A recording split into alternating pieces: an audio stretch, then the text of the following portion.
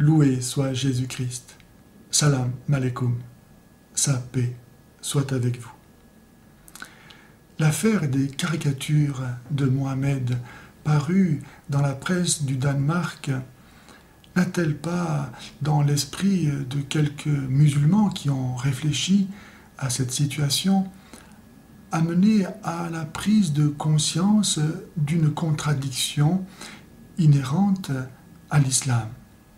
Je veux dire que l'islam se présente comme la religion pure, le monothéisme pur, pur de toute idolâtrie.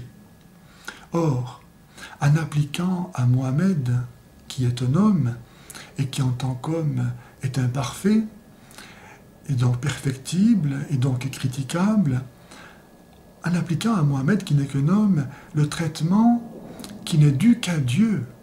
Selon le premier commandement, il est interdit à l'homme, dans l'ancienne alliance, de ne pas faire d'image de Dieu.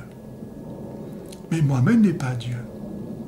Et donc, en élevant ainsi un homme au traitement qui n'est dû qu'à Dieu, est-ce qu'il n'y a pas là, finalement, une idolâtrie?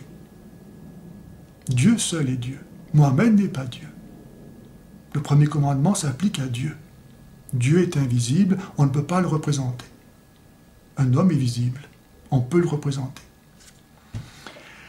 Ensuite, lorsque les musulmans et le Coran ne reconnaissent pas la divinité de Jésus, pour la foi chrétienne, c'est un vrai blasphème. Ils blasphèment Dieu. Et ce n'est pas pour autant que les chrétiens vont assassiner les musulmans ou incendier leur mosquée. C'est que le vrai Dieu n'a pas besoin de se défendre. Jésus s'est laissé outrager, flageller, crucifier, insulter, parce que il n'a pas besoin de se défendre. On ne peut rien contre lui. Ses adversaires reçoivent, de par leurs méfaits même, leur propre châtiment. Y a-t-il un plus grand châtiment que d'oser blasphémer Dieu et vouloir le traiter comme un objet? Ce qu'on a fait de Jésus-Christ dans sa passion et ce que l'on fait chaque fois que l'on pêche.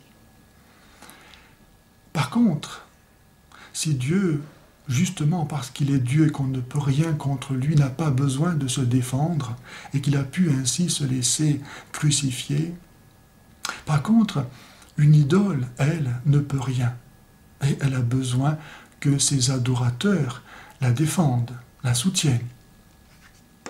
C'est ce que disait le prophète Jérémie 8 siècles avant Jésus-Christ. Il disait au sujet des idoles, « Comme un épouvantail dans un champ de concombres, les idoles ne parlent pas. Il faut les porter, car elles ne marchent pas. » C'est en Jérémie 10, 15.